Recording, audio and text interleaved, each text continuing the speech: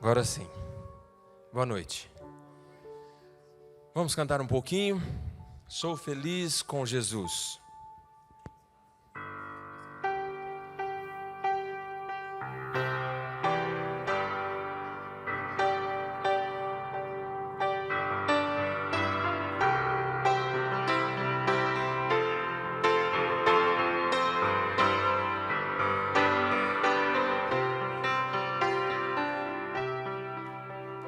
Se paz a mais doce me deres gozar, se dor a mais forte sofrer, ó seja o que for, tu me fazes saber que feliz com Jesus hei de estar. Sou feliz com Jesus. Sou feliz com Jesus, meu Senhor. Embora me assalte o cruel Satanás e ataque com vis tentações,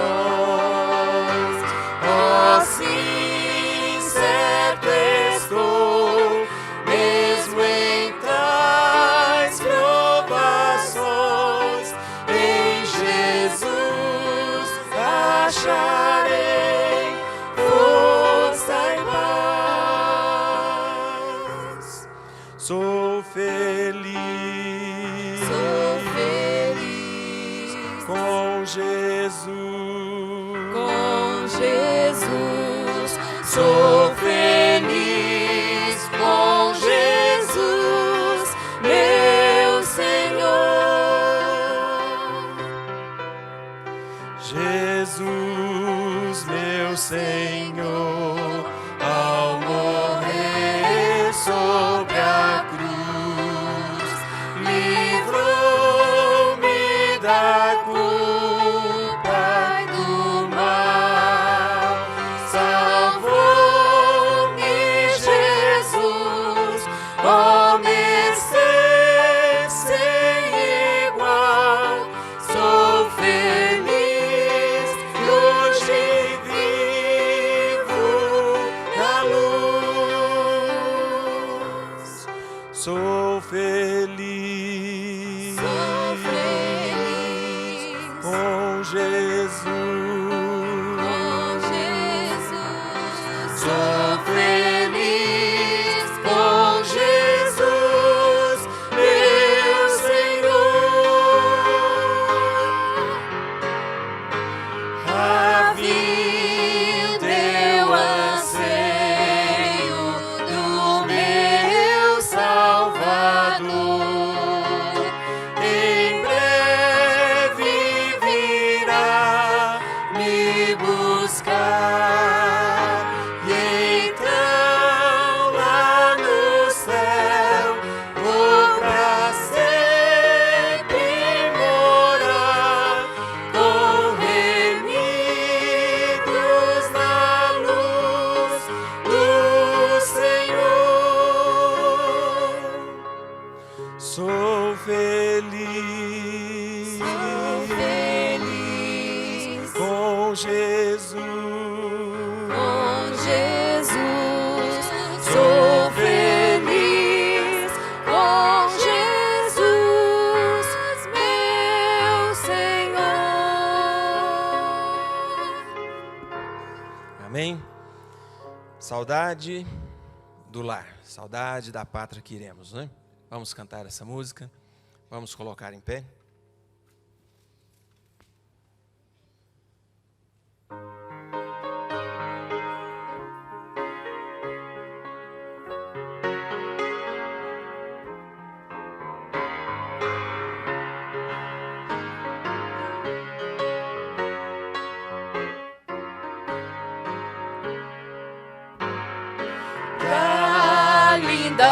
estou muito longe, triste eu estou. Eu tenho de Jesus saudade, quando será que vou? Passarinhos, belas flores fazem me almejar as maravilhas e esplendores do meu celeste lar. Cristo me deu fiel promessa, vem me buscar. Meu coração está com pressa, eu quero já voar. Meus pecados eram muitos e culpado sou, mas o seu sangue põe-me limpo e para a pátria vou. Qual filho do seu lar saudoso eu quero ir, qual passarinho para o ninho eu quero ao céu subir.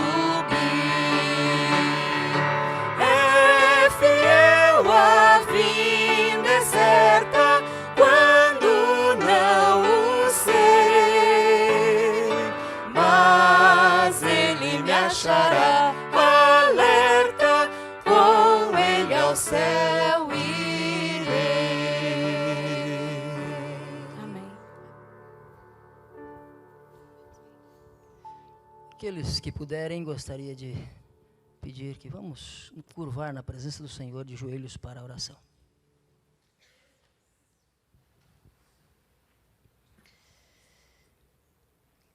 Grande Deus, nosso Pai querido que nos céus habitas, nós queremos nesse momento louvar o Teu nome, pela Tua grandeza, pelo Teu amor, pela Tua misericórdia. Te louvamos também por ter nos trazido na Tua casa nessa hora, onde viemos Te adorar na beleza da Sua santidade. Grande Deus, suplicamos que a Sua presença se faça conosco nesses minutos que aqui passaremos, que o Senhor possa enviar o Teu Espírito Santo para estar influenciando a nossa mente, para que ela possa estar unicamente voltada para a pregação da Tua palavra nesta hora. Pedimos, Senhor, que cada adorador possa ser influenciado pela pregação da Tua palavra nesta hora, e que ao sairmos daqui possamos ter a certeza de ter tido um encontro contigo. Nos dê a Tua paz, a Tua proteção, os Teus cuidados e a certeza de um dia poder estar contigo nos céus. É o que nós pedimos, não porque merecemos, mas nós pedimos nos méritos do Teu Filho Jesus, que morreu na cruz do Calvário, e é por Ele que nós pedimos e agradecemos todas as bênçãos que já recebemos. Amém.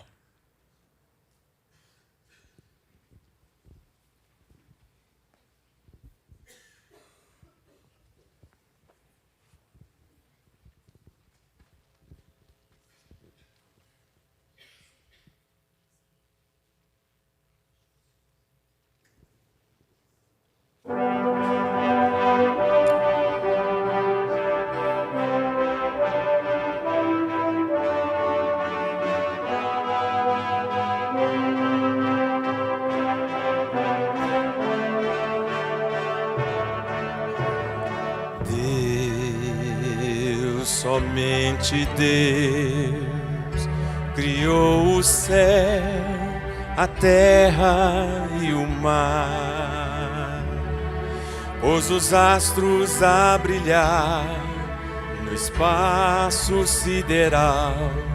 Foi Deus, somente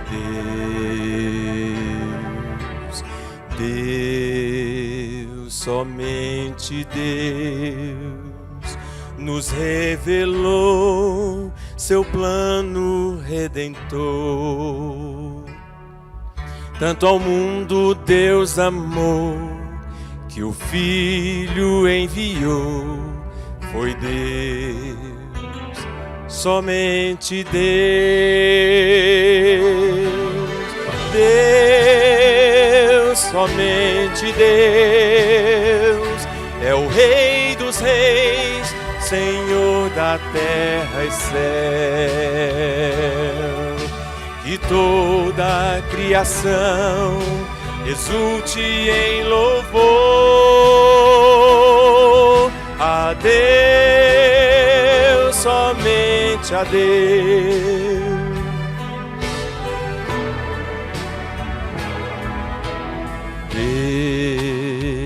Deus, somente Deus, será o sol do nosso eterno lar. Nossa alma então irá para sempre descansar em Deus, somente em Deus. Deus, somente Deus, é o Rei dos Reis, Senhor da terra e céu. Que toda a criação exulte em louvor a Deus, somente a Deus.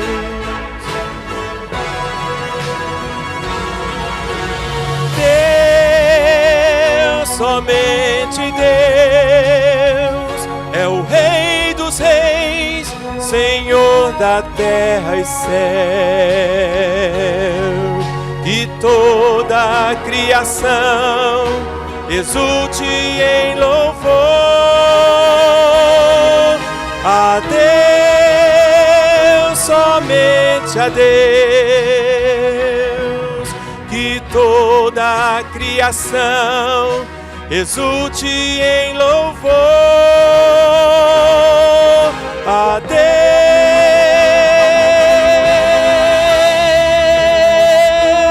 somente a Deus.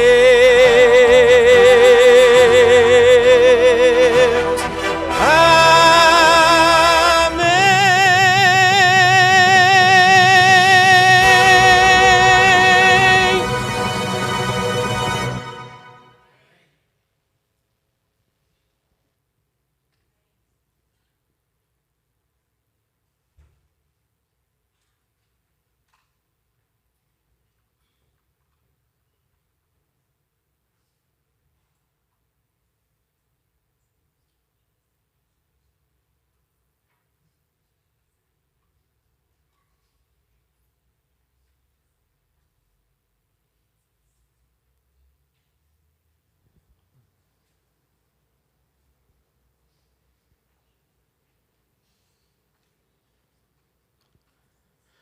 Que grande amor nos tem concedido o Pai, a ponto de sermos chamados seus filhos.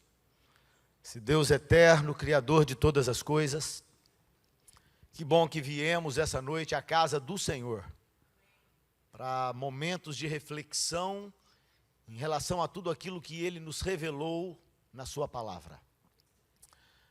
Algumas pessoas nos assistem pela internet. Eu gostaria de dizer a você que vem pela primeira vez, a você que eventualmente está nos assistindo pela internet pela primeira vez, nós estamos numa sequência de estudos acerca do livro do Apocalipse. E possivelmente hoje nós devemos estar terminando a segunda grande visão. João teve 8 visões no Apocalipse.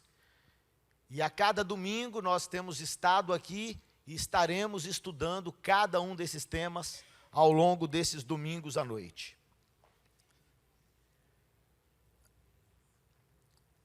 Nós estamos, na verdade, vendo o encerramento dos selos, os 7 selos, quando Cristo protege o seu povo afligido.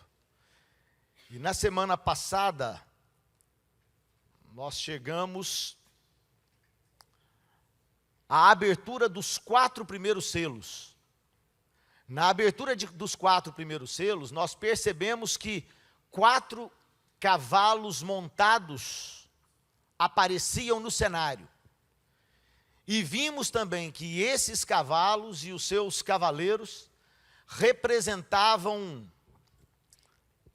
alguns símbolos, representavam conceitos. O cavaleiro do cavalo branco representava o cristianismo, desde os dias de Cristo até o momento final da história da terra. A vibrante pregação do Evangelho, que quando alcança seres humanos, aquece o nosso coração, aquieta as nossas ansiedades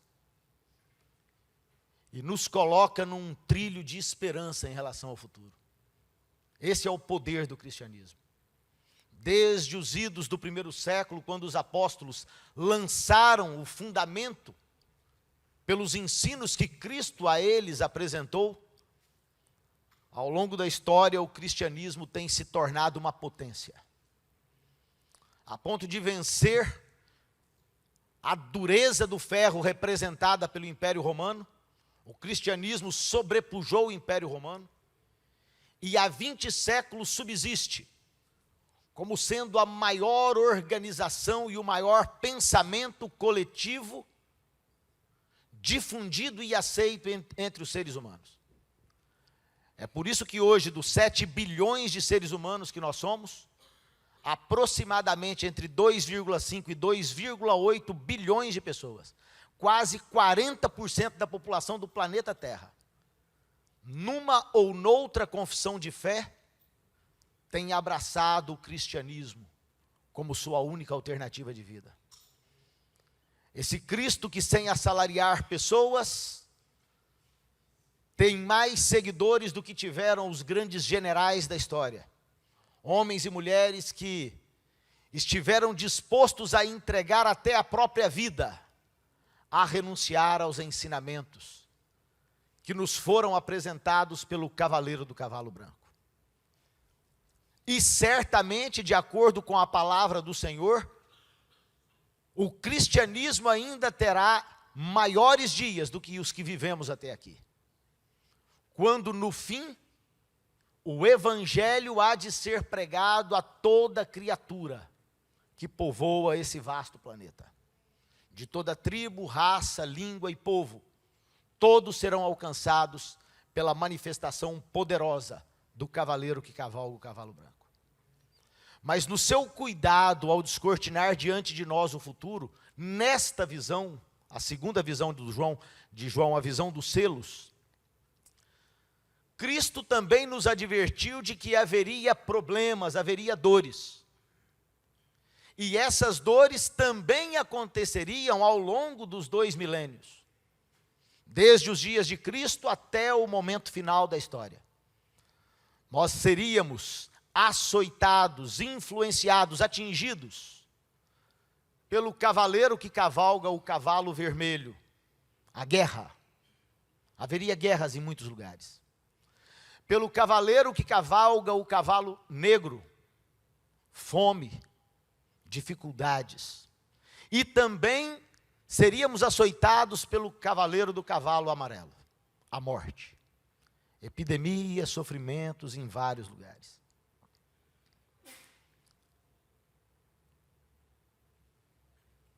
Chega então o momento, deixa eu avançar um pouquinho aqui para iniciarmos exatamente um pouquinho atrás, aqui. Aqui é onde nós estamos começando o 5º selo. Antes da abertura do 5º selo, eu quero discutir com vocês o que esse homem, C.S. Lewis, esse homem foi professor em Cambridge, na Inglaterra. A história de conversão desse homem ao cristianismo é uma coisa espetacular. Já era um homem de idade quando foi alcançado pelo amor de Cristo manifestado no Evangelho. Era solteiro. E então esse homem desposou uma senhora também de uma certa idade que também nunca havia casado. E eles viveram juntos alguns anos.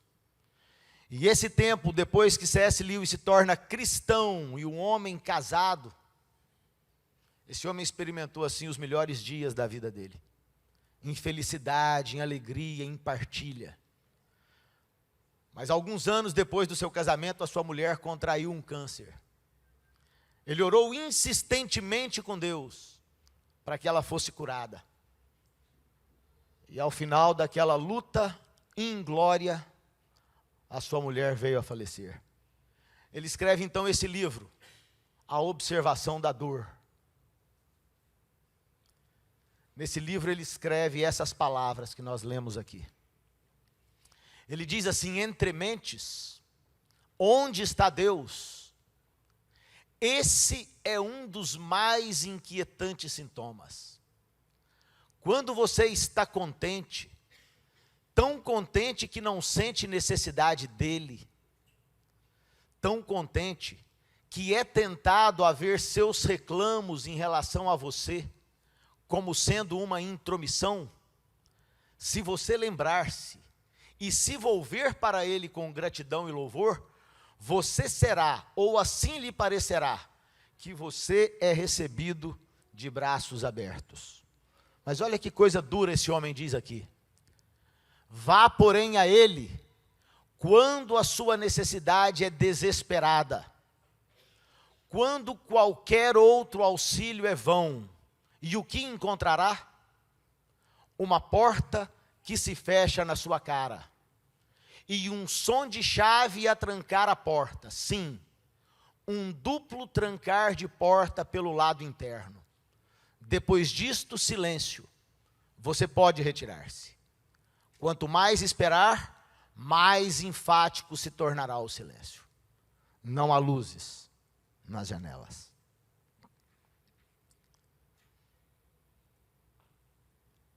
De fato, queridos, ao longo da história, quando nós olhamos a vida dos crentes e dos não crentes, há muitas circunstâncias na vida que nós não compreendemos as respostas de Deus. Quando um filho querido, em idade ainda muito jovem, contrai uma doença incurável, e algum tempo depois essa criança vem a falecer, apesar das nossas intercessões, apesar dos nossos pedidos a Deus, e porque muitas vezes nós não compreendemos a dura realidade de vivermos nesse mundo de pecado e de tristeza, algumas pessoas, como C.S. Lewis, chegam assim em momentos quase que a duvidar de Deus, a duvidar da sua bondade e do seu amor. Alguns fatos para nós são incompreensíveis. Mas à medida que nós mergulhamos no estudo da palavra de Deus, esses aparentes mistérios inexplicáveis, eles começam a fazer sentido. Por exemplo, aqui, no estudo dos selos, nós percebemos a clara orientação de Cristo a João a respeito do que o futuro reservava para os seres humanos, crentes e não crentes. Embora o cavaleiro do cavalo branco nos traga esperança, nós temos que conviver com outros cavaleiros que abalam muitas vezes a nossa vida. Jamais devem abalar a nossa fé. Quando não compreendemos, veja esse texto de Atos. Cristo está dizendo aqui, poucos instantes antes de ascender aos céus, no momento final com os discípulos, quando no momento seguinte ele seria erguido na nuvem e eles não mais o veriam. Respondeu-lhes: a vós não vos compete saber os tempos ou as épocas que o Pai reservou à sua própria autoridade. Há determinadas coisas que, embora nós não compreendamos, porque o Pai reservou muitas coisas à sua própria autoridade, certamente porque não havia em nós capacidade de compreender esses assuntos? Porque quando nós nos colocamos na perspectiva do Deus eterno, nós estamos para Ele como estão para nós as nossas crianças de colo, a quem muitas vezes nós não podemos explicar a complexidade da vida que já experimentamos, pela nossa experiência, pelos nossos dias que já são tantos em relação a esses pequenos. E muitas vezes nós não damos a explicação total. É isso que Deus está dizendo aqui. Apesar de não podermos compreender tudo, muitas vezes, a única coisa que podemos fazer é confiar em Deus. Veja só.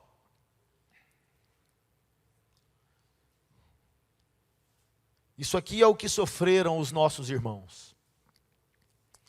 É apavorante refletir sobre o que sofreram a mãe, a esposa, a irmã ou a filha de um herege.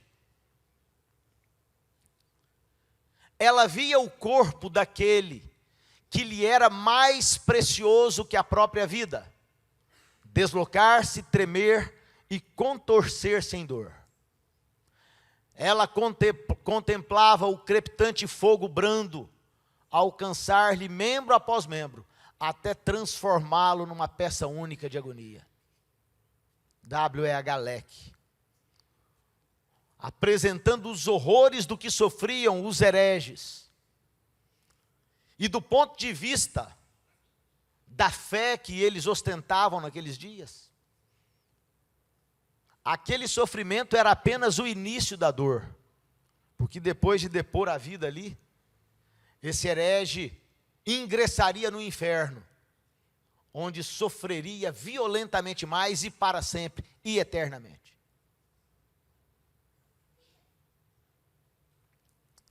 Isso, por exemplo, é uma cadeira inquisitória.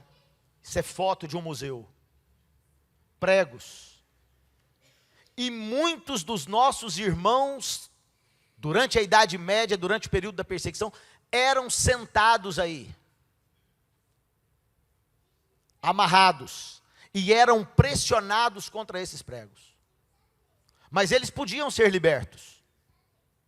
Bastava que estivessem dispostos a negar a sua fé em Cristo. Isso é um cavalete de tortura. Pesos de 20 quilos em cada uma das pernas, para que enquanto se permanecia ali, se desistisse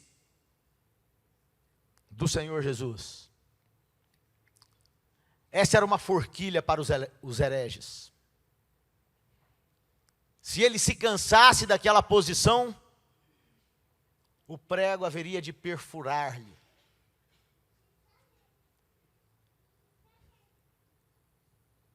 Isso era uma cama de tortura. Ia esticando o homem ao meio até que ele arrebentasse ao meio e as suas vísceras fossem expostas. Isso era um braseiro. Não sei se fica claro para você ver daí. Mas há uma cama de ferro e debaixo do homem há fogo que vai assando o homem. Isso era a serra. Isso aqui é fotografia. E lá à direita, o que acontecia?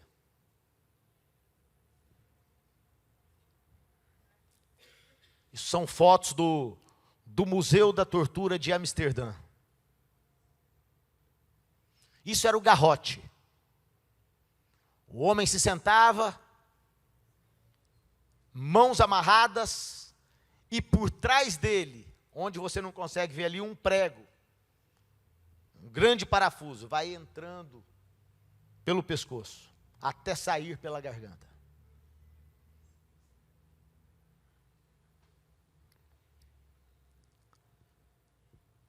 Isto acontece na abertura do 6º selo, quando as almas daqueles que clamavam, pediam a intervenção de Deus. Se você quiser abrir a Bíblia, vamos ler o que foi a abertura do 6º selo. Apocalipse, capítulo 6.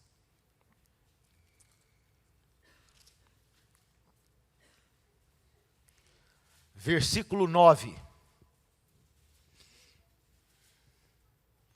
Temos o texto aqui. Vamos acompanhá-lo juntos.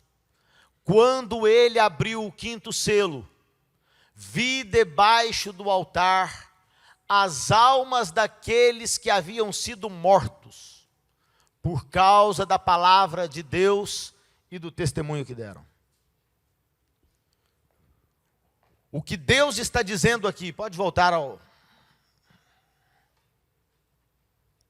O que Deus está dizendo aqui, é que na abertura do quinto selo, daquele livro,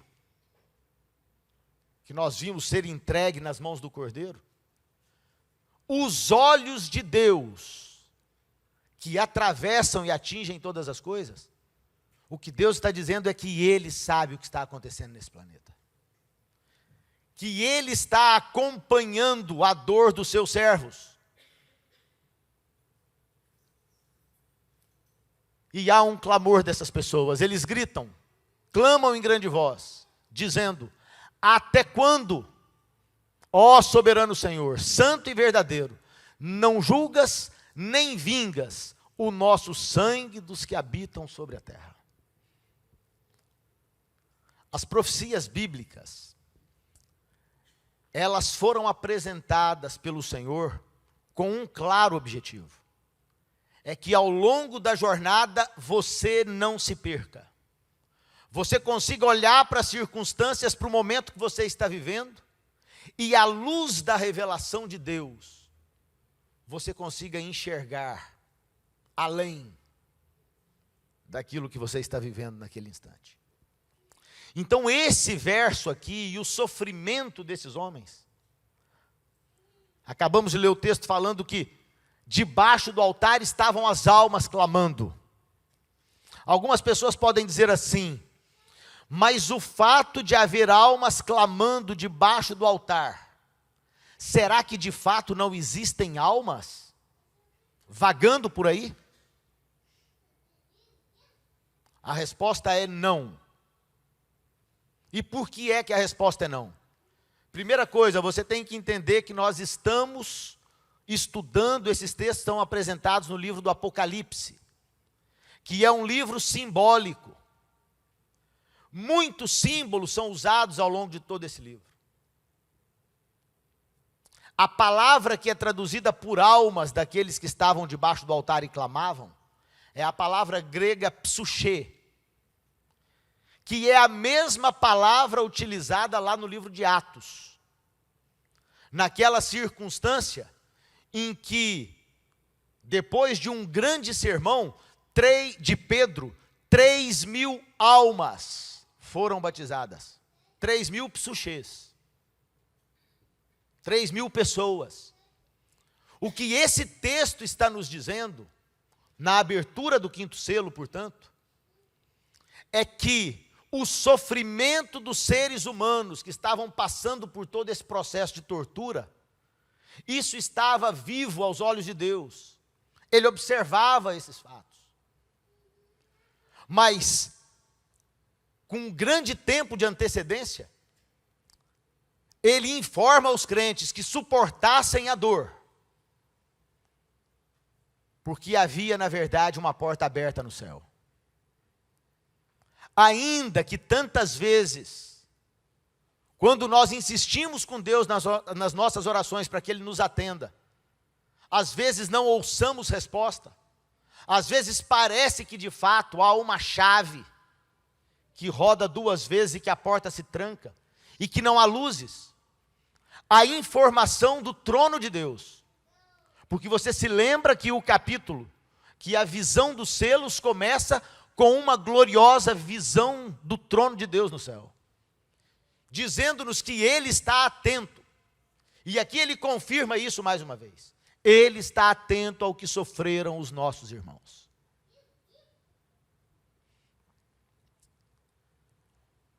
Uma outra prova de que ali não são almas que estão clamando, que é apenas a certeza de que Deus se lembra do seu povo,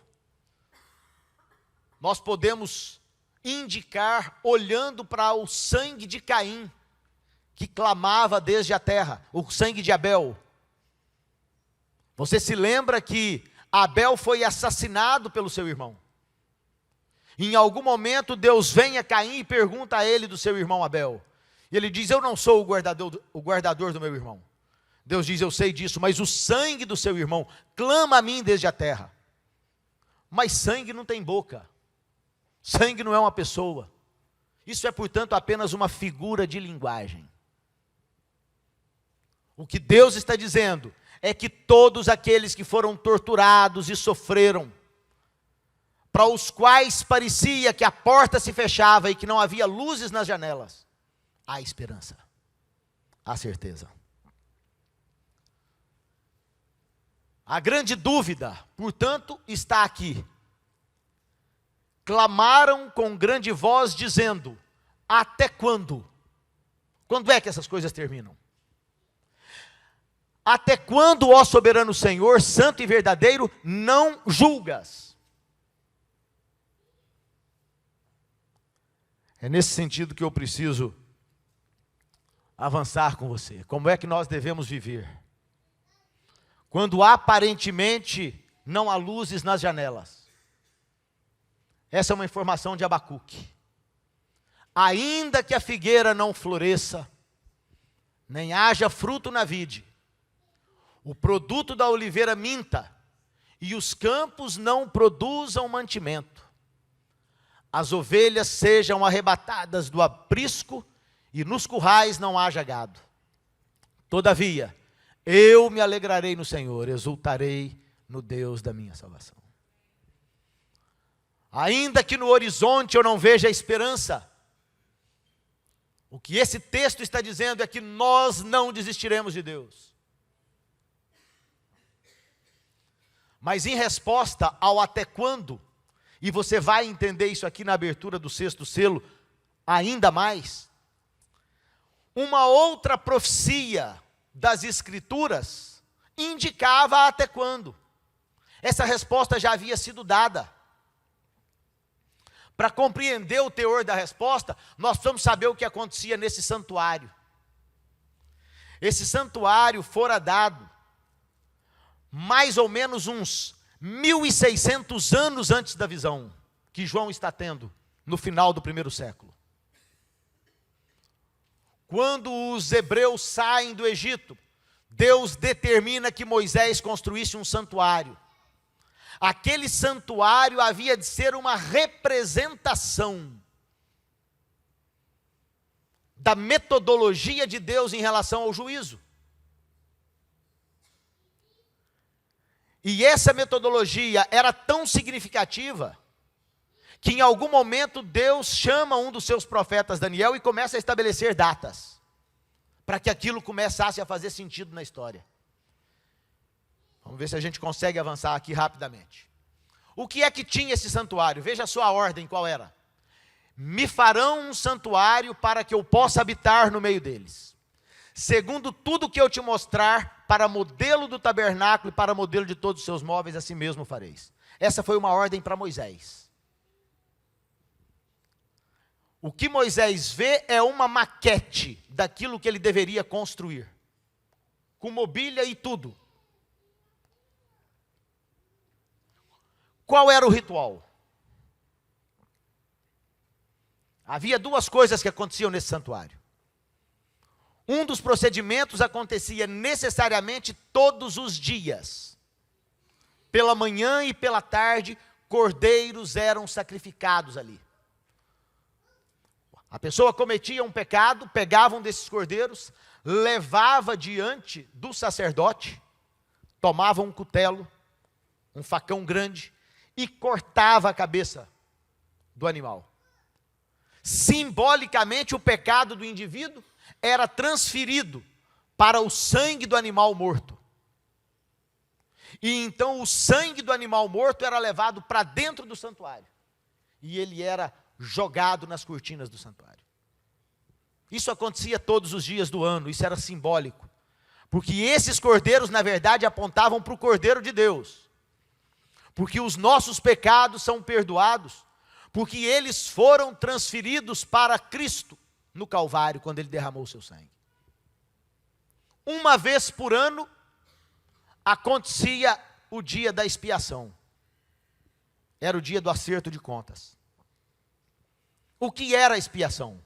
Se o meu pecado foi transferido para o sangue do Cordeiro que morreu, e do sangue do Cordeiro que morreu foi transferido para o santuário, chega um dia que o santuário tem que ser purificado desses pecados que são colocados nele.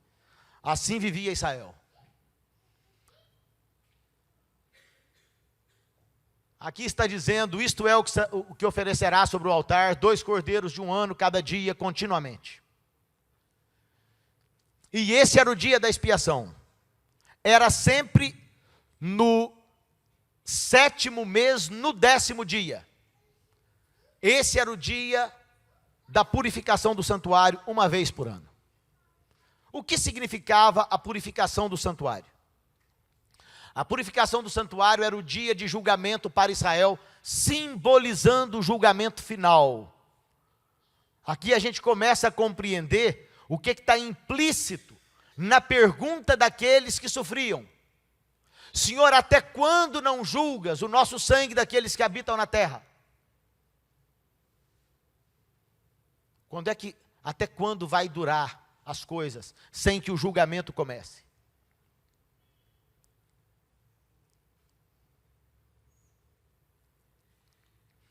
Isso já é Daniel 8,14, quando Deus estabelece data. Ele disse assim, até 2.300 tardes e manhãs e o santuário será purificado. O tempo, portanto, são 2.300 dias, o lugar é um santuário, e o evento a se realizar nesse santuário é a purificação. Daniel 8,17 diz assim, entende, filho do homem, pois esta visão se refere ao tempo do fim. Ou seja, o julgamento pelo qual clamavam as almas debaixo do altar, eram exatamente aquilo que já havia sido demonstrado a Daniel no passado. No tempo do fim, o santuário seria purificado. Até quando durará a visão do sacrifício diário e da transgressão assoladora? Visão na qual é entregue o santuário e o exército a fim de serem pisados. E ele me disse, até 2.300 tardes e manhãs e o santuário será purificado. Aqui nós temos algumas chaves proféticas para compreender esse tempo. A Bíblia nos diz que quando estamos lidando com tempos proféticos, um dia representa um ano. Então aqui os textos que comprovam isso. Ezequiel 4,7, 40 dias te dei, cada dia vale um ano. Também no livro de Números, cada dia representava um ano. Se você for depois no contexto ali estudar, de Números, você vai entender que os 40 anos que o povo de Israel passou no deserto, era consequência dos 40 dias em que os espias estiveram observando a terra que Deus lhes prometera. Como eles acharam que era impossível, quando retornaram daqueles 40 dias de visita, acharam que era impossível conquistar a terra, que Deus havia prometido a eles, Deus então diz a eles, como vocês não confiaram e não acreditaram, esses 40 dias de visita representarão 40 anos que vocês viverão aqui no deserto. E ninguém dessa geração vai entrar na nova terra, à exceção de Caleb e Josué. Portanto, 2.300 dias tinham que representar 2.300 anos. Desse período, uma parte deles tinha que ver só com o povo judeu, os judeus. 70 semanas estão determinadas sobre o teu povo. Deus aqui está falando com Daniel. 70 semanas, portanto, dos 2.300 dias representavam 490 anos. Deixa eu abrir um parêntese aqui. É fundamental, é muito importante que você compreenda isso.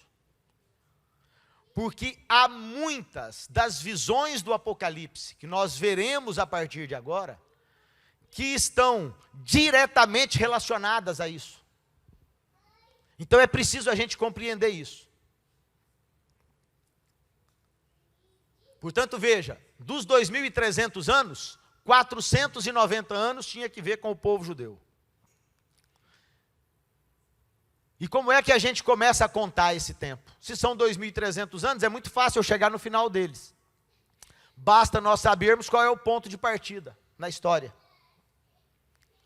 Veja só, quando é que ele começava a contar o tempo? Sabe e entende. Desde a saída da ordem para restaurar e para edificar Jerusalém, até a ungido ao príncipe, 7 semanas e 62 semanas. Ou seja, quando é que eu começo a contar o período das 70 semanas?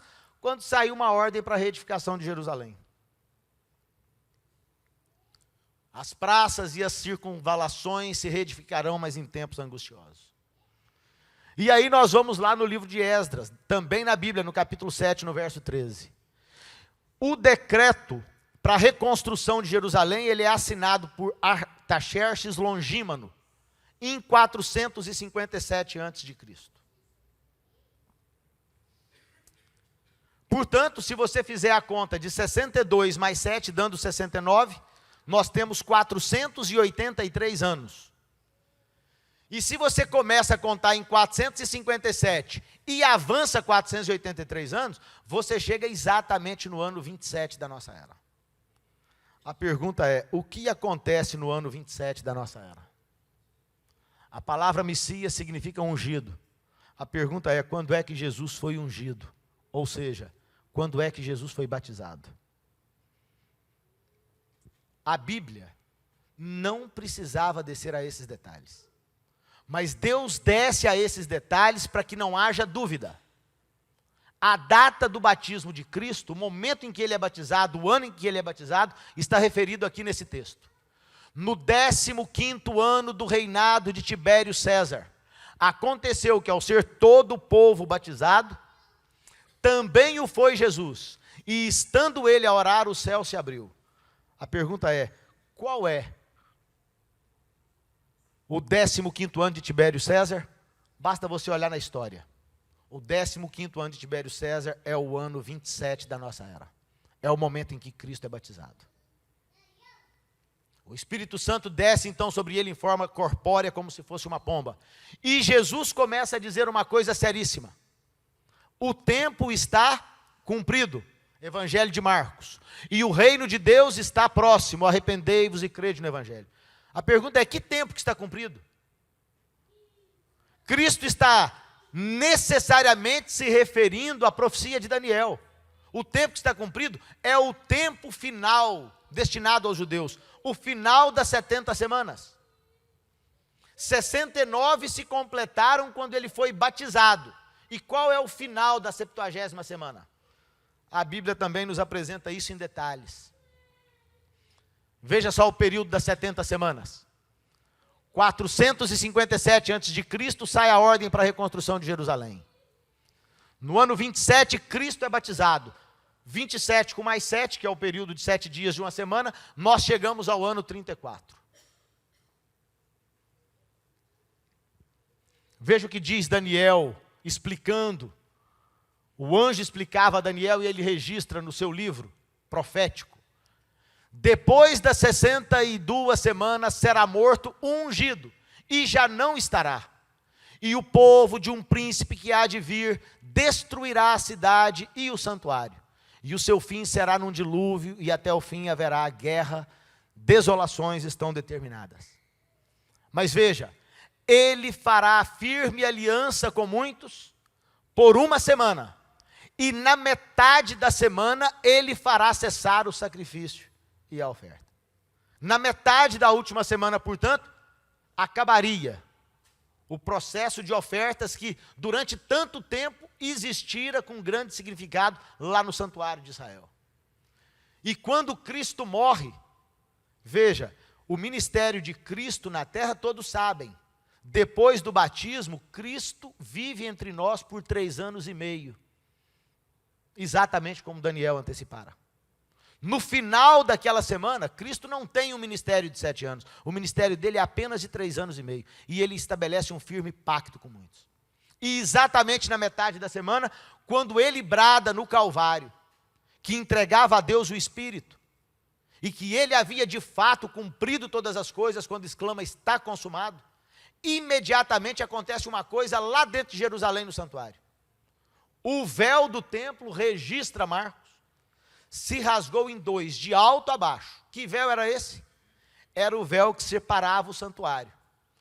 Todos os dias do ano eles faziam sacrifício no lugar santo, primeiro compartimento. No segundo compartimento só se entrava uma vez por ano, no 10º dia do 7º mês. Mas aquele dia em Jerusalém acontece um milagre. O véu se rasga de alto a baixo. É possível que o templo lá fosse tão alto quanto isso. Um homem não conseguiria chegar lá. Mas a mão de Deus rasga. Ou seja, os sacrifícios que agora se realizam em Jerusalém não têm mais sentido. Porque o grande sacrifício para o qual apontavam todos esses símbolos, havia de fato alcançado o seu cumprimento. Quando ele é oferecido no Calvário por você e por mim. 3 anos e meio depois, a ordem inicial de Cristo para os discípulos é: anunciem primeiro em Jerusalém, e depois vocês saiam e anunciem o evangelho em todo o mundo.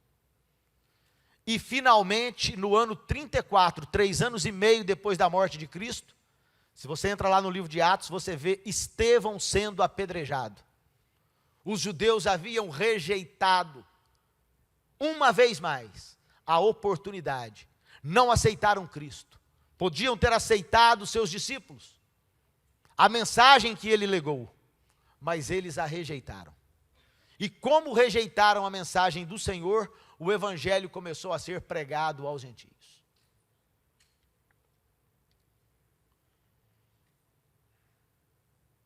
Tem aqui alguns slides. Esse, portanto, é o período das 2.300 tardes e manhãs. 490 anos para os judeus e mais 1.810 anos.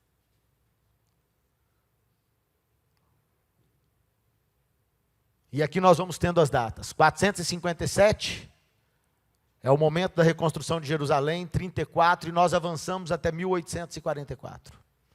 E aqui nós temos as coisas que vão acontecendo. A ordem para a reconstrução de Jerusalém. O batismo de Cristo, no início da última semana. A morte dele na metade da última semana. Finalmente, o evangelho sendo apresentado aos gentios, no ano 34. E em 1844, nós temos, portanto, o início do que seria o juízo. Quando é que o santuário começa a ser purificado? Depois de 2.300 tardes e manhãs. Ou seja, em 1844, Cristo começa o julgamento nos céus, de acordo com o que a Bíblia estabelece. Ele não tem julgado os vivos, mas ele tem estado lá julgando os mortos. Os vivos serão julgados no momento final, antes do fechamento da porta da graça. Portanto, vamos voltar aqui. Quanto tempo temos de 1844 até o final do mundo? Não sabemos. Isso a Bíblia não revela.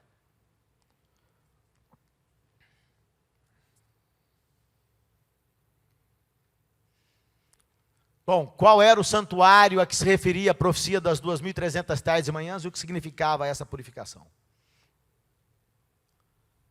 A Bíblia fala de um outro santuário. Isso é Apocalipse 14, 7. Dizendo assim: temei a Deus e dai-lhe glória, pois é chegada a hora do seu juízo. Ou seja, dentro do contexto profético, em resposta ao que perguntam aqueles sofredores, que morreram como se não houvesse luzes nas janelas, o que Deus está indicando é: olhem para o tempo, olhem para aquilo que está revelado. Porque se aproxima o momento em que todos serão julgados, e vocês serão libertados. E então a Bíblia fala da existência de um templo celestial. Veja, por exemplo, esse texto de Hebreus.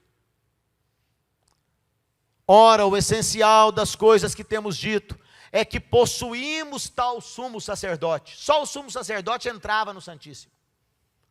E esse sumo sacerdote se assentou à destra do trono da majestade nos céus, como ministro do santuário.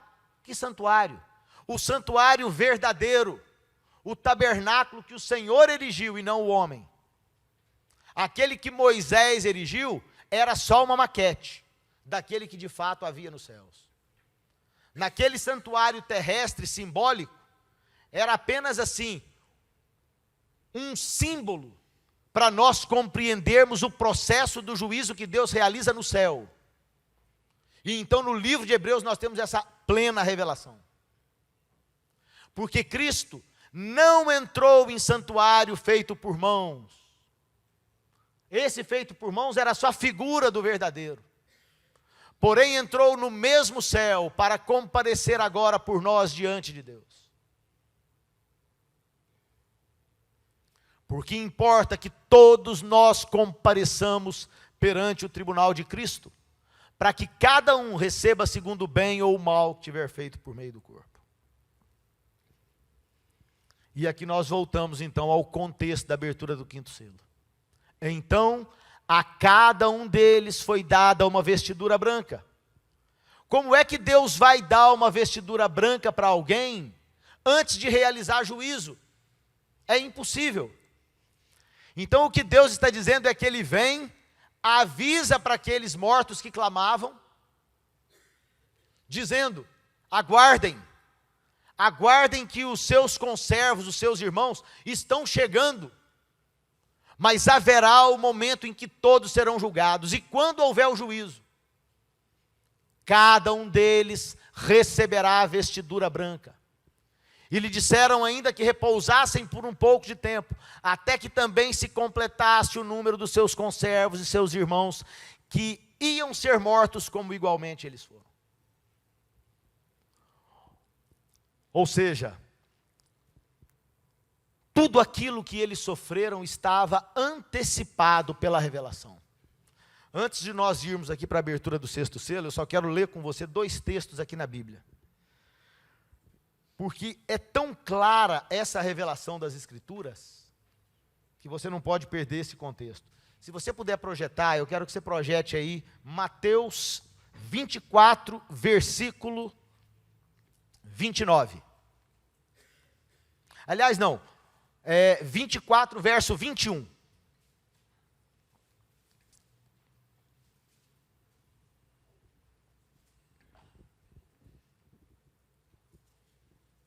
Olha o que esse texto está dizendo. Porque haverá então grande tribulação, como nunca houve desde o princípio do mundo até agora, nem jamais haverá. O que Cristo está dizendo dessa tribulação é aquele período dos 1260 anos, de grande dominação da fé romana, que colocou na cadeia muitos hereges e os matou. O que Cristo está dizendo é que haveria grande tribulação.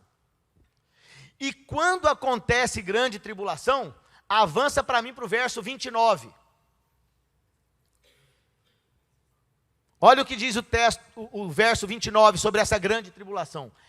Imediatamente, após a tribulação daqueles dias, o sol escurecerá, a lua não dará a sua luz. As estrelas cairão do céu e os poderes celestes serão abalados. Quando é que esses fenômenos têm que acontecer? No final da grande tribulação. A grande tribulação deveria, portanto, terminar muito perto do momento em que o juízo em 1844 estava começando no céu. Basta, portanto, volta para mim.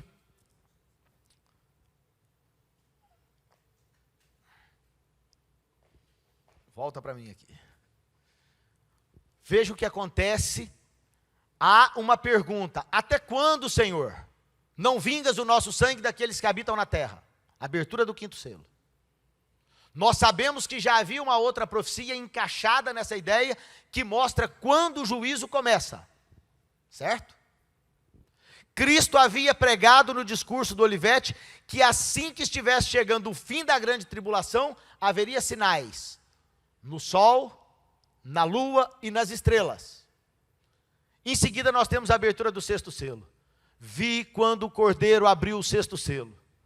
O que acontece? Um grande terremoto.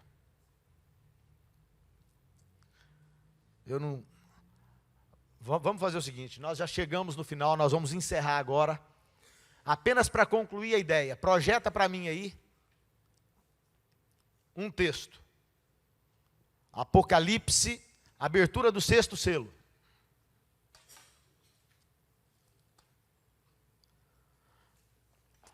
Apocalipse 6:12. 6, 12 e 13. Olha o que diz 6:12.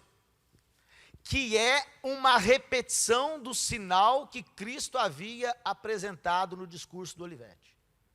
O que João está vendo aqui é a mesma coisa que Cristo havia antecipado. Observei quando ele abriu o sexto selo. Houve um grande terremoto. O sol ficou escuro como tecido de crina negra. Toda a lua tornou-se vermelha como sangue. Próximo verso. E as estrelas do céu caíram sobre a terra como figos verdes caem da figueira quando sacudidos por um vento forte. Esses sinais, eles aconteceram. Nós vamos revê-los na semana que vem. Mas para informação sua, eles aconteceram em 1º de novembro de 1755.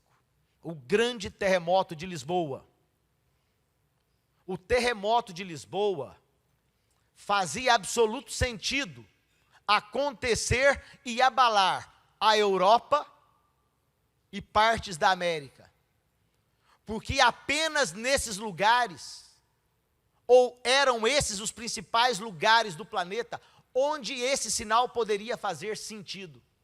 Porque apenas ali havia crentes estudando a palavra de Deus. O segundo sinal, em maio de 1780, 19 de maio, quando o sol escurece, e naquela noite, a lua ficou como uma bola vermelha no céu. Se você entrar na história e procurar, na internet, procurar acerca do dia escuro, isso também fazia sentido, porque isso foi visto principalmente na América do Norte e na Europa. E finalmente, em novembro de 1833, 11 anos antes do cumprimento da profecia de Daniel 8:14, das 2.300 tardes e manhãs. Porque se Cristo vai para o santuário em 1844, para começar o juízo, 11 anos antes, 1833, há uma queda de estrelas. Esses sinais são impressionantes. Primeiro, pelo lugar onde eles aconteceram no planeta. Eles acontecem exatamente onde as pessoas estavam estudando a palavra de Deus e compreenderam esses sinais como sendo a manifestação do poder de Deus em cumprimento profético. No final dos grandes dias de tribulação. Porque quando em 1798 o Papa é preso por Berthier, o general de Napoleão, que traz o Papa preso e tira a autoridade do Estado do Vaticano, e o Papa vai morrer no exílio, aquela grande perseguição dos crentes havia chegado ao final. Não havia mais uma igreja, uma fé religiosa que perseguisse os hereges. Não havia mais a possibilidade de um julgamento eclesiástico. Mas Cristo havia dito, quando chegar ao fim esse grande tempo de perseguição, essa grande tribulação, vocês vão ver sinais nos céus. O terremoto, o dia escuro, a noite com lua vermelha e chuva de estrelas. Desde aquele momento até os nossos dias, quase 200 anos, E nunca mais houve um fenômeno com tal intensidade como o daquela chuva de estrelas. Portanto, na abertura do 5º selo e do 6º selo, Deus estabelece um grande sinal no tempo. Avança para mim para Apocalipse. Aliás, para o verso seguinte. Depois dessas coisas, qual é a próxima coisa que João vê na abertura do 6º selo? O céu foi se recolhendo como se enrola um pergaminho, e todas as montanhas e ilhas foram removidas dos seus lugares. Ou seja, nós vivemos entre os versos 13 e 14 do Apocalipse nos nossos dias. Os grandes sinais no céu aconteceram. O juízo que Deus estabeleceu está se realizando nas cortes celestiais. E o próximo fato é o encontro com Cristo, quando o céu se recolhe e nós olhamos para cima. E esse mundo é completamente destruído. E Ele vem e nos leva para casa. Eu quero concluir as minhas palavras hoje à noite dizendo o seguinte: no contexto dos selos, o que Deus está dizendo para C.S. Lewis, que alegou que há momentos em que não há luzes nas janelas, o que ele está afirmando através da sua palavra, é que ele está atento, que às vezes não nos pode dar as respostas que gostaríamos de ter, mas que Ele está no comando de todas as coisas, realizando o juízo, cumprindo os seus sinais, e em breve, como Rei dos Reis, Senhor dos Senhores, há de retornar a esse mundo, com poder e grande glória, e vai resgatar os seus filhos, mesmo aqueles que foram torturados, cerrados ao meio, porque é bem verdade, nós podemos sofrer durante a noite, diz a palavra do Senhor, mas a nossa alegria vem pela manhã. A noite de trevas que nós vivemos nesse mundo escuro está chegando ao seu fim. Todas as revelações que nós temos no Apocalipse, na palavra de Deus, foram dadas para que nós não tivéssemos que andar no escuro, tateando como se não houvesse luz. A luz brilha do trono, e ela nos foi dada nessa cartilha, que é a palavra do Senhor. Deus abençoe a sua vida.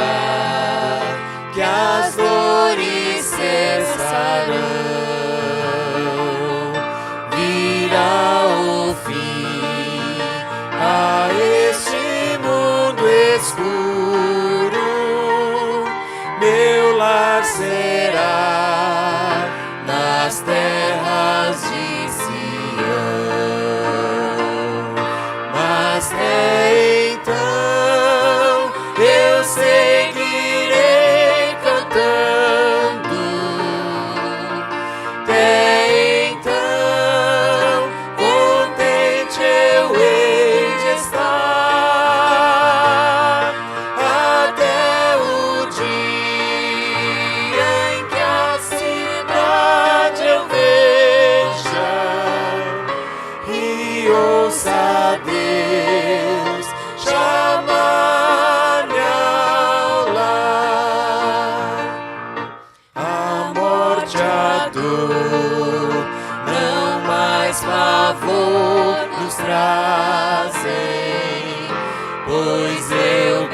sei que em breve findarão de todo mal que aqui nos faz trementes ao recordar os salvos sorrirão,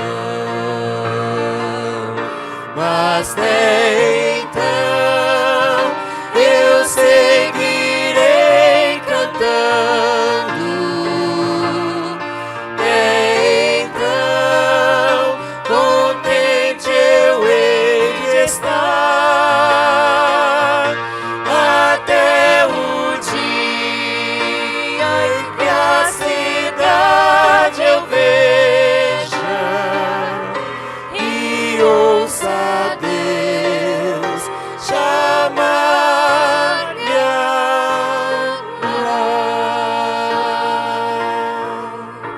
Amém.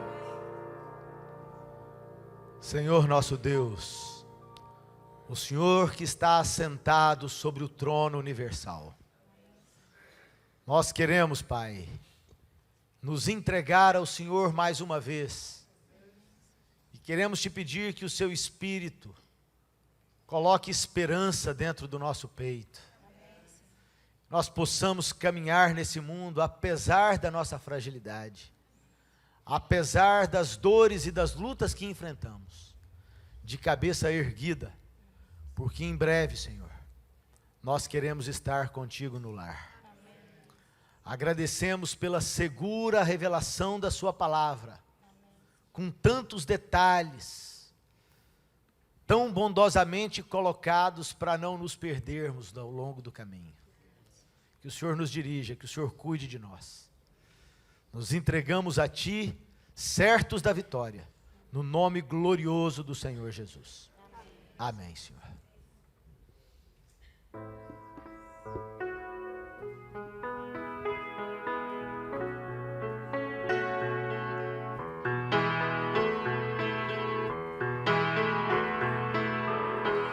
Em paz eu vou ouvir a voz de Deus. Em paz eu vou, estou feliz, achei abrigo em sua casa, em paz estou com meu Jesus.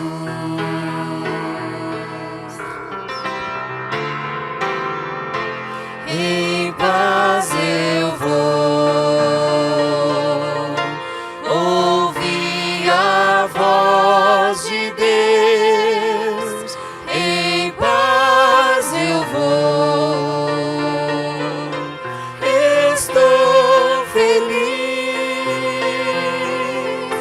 achei abrigo em sua casa, em paz estou com meu Jesus. Achei abrigo